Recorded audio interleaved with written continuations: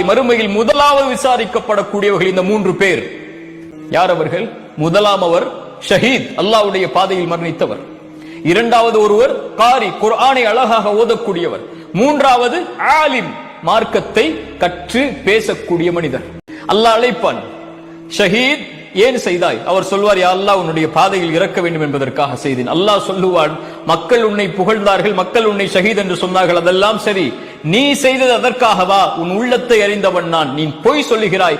உன்னை மக்கள் ஷஹீத் என்று போற்ற வேண்டும் என்பதற்காகத்தான் செய்தேன். யாரிடத்தில், யாருக்காக செய்தாய்? அவர்களிடத்தில் சென்று கூலியை வாங்கிக் கொள். காரி, குர்ஆனை ஓதினாய், எதற்காக ஓதினாய்? அவர் சொல்வார், யா அல்லாஹ், உனக்காகத்தான். பொய் சொல்லுகிறாய் அடியானே, மக்கள் உன்னை குர்ஆனை அழகாக ஓதக்கூடியவர் என்பதற்காகத்தானே குர்ஆனை அழகாக ஓதினாய், போய் பெற்றுக்கொள் நன்மை அவர்களிடத்தில். ஆலிம், மார்க்கத்தை கற்று பேசக்கூடியவர். அழைப்பார், அல்லாஹ், எதற்காக செய்தாய்? யா அல்லாஹ், உனக்காகத்தான் செய்தேன். அல்லாஹ் சொல்லுவான், இல்லை அடியானே, பொய் சொல்லுகிறாய், பொய் சொல்லுகிறாய். அல்லாஹ் பாதுகாப்பானாக. பொய் சொல்லுகிறாய். எதற்காக செய்தாய்?